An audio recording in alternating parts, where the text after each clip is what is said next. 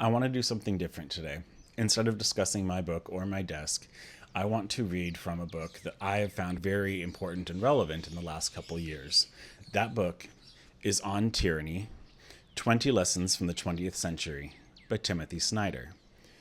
It's incredibly important to read. It's really small. It's a pocketbook. Anyone can get this. It's pretty much available at any bookstore. I'm going to read the first prologue, and we'll go from there. History does not repeat, but it does instruct. As the Founding Fathers debated our Constitution, they took instruction from the history they knew. Concerned that the democratic republics they envisioned would collapse, they contemplated the descent of ancient democracies and republics into oligarchy and empire. As they knew, Aristotle warned that inequality brought instability, while Plato believed that demagogues exploited free speech to install themselves as tyrants. In founding a democratic republic upon law and establishing a system of checks and balances, the Founding Fathers sought to avoid the evils that they, like the ancient philosophers, called tyranny. They had in mind the usurpation of power by a single individual or group, or the circumvention of law by rulers for their own benefit. Much of the succeeding political debate in the United States has concerned the problem of tyranny within American society, over slaves and women, for example. It is thus a primary American tradition to consider history when our political order seems imperiled. If we worry today that the American experiment is threatened by tyranny, we can follow the example of the Founding Fathers and contemplate the history of other democracies and republics. The good news is that we can draw upon more recent and relevant examples than ancient Greece and Rome. The bad news is the history of the modern democracy is also one of decline and fall.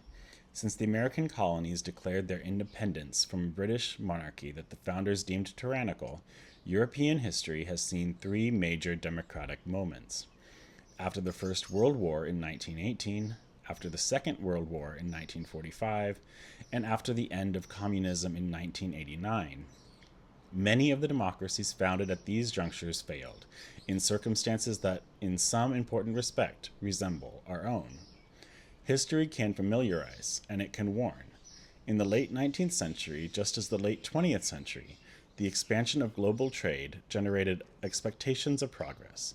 In the early 20th century, as in the early 21st century, these hopes were challenged by new visions of mass politics in which a leader or party claimed to directly represent the will of the people.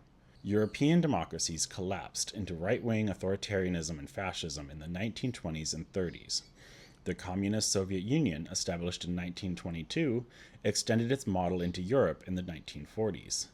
The European history of the 20th century shows us that society can break, democracies can fall, ethics can collapse, and ordinary men can find themselves standing over death pits with guns in their hands. It would serve us well today to understand why. Both fascism and communism were responses to globalization, to the real and perceived inequalities it created, and the apparent helplessness of the democracies in addressing them. Fascists reject reason in the name of will, denying objective truth in favor of a glorious myth articulated by leaders who claimed to give voice to the people. They put a face on globalization, arguing that its complex challenges were the result of a conspiracy against the nation. Fascists ruled for a decade or two, leaving behind intact intellectual legacy that grows more relevant by the day.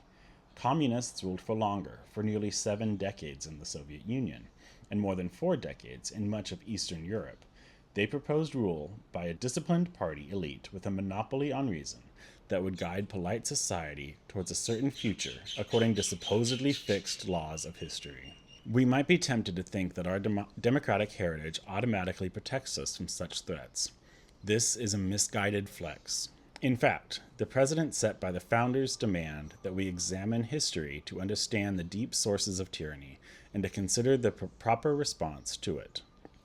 Americans today are no wiser than Europeans who saw democracy yield to fascism, nationalism, or communism. In the 20th century, our one advantage is that we might learn from their experience. Now is a good time to do so. So yeah, go check this book and have a sparkling fourth.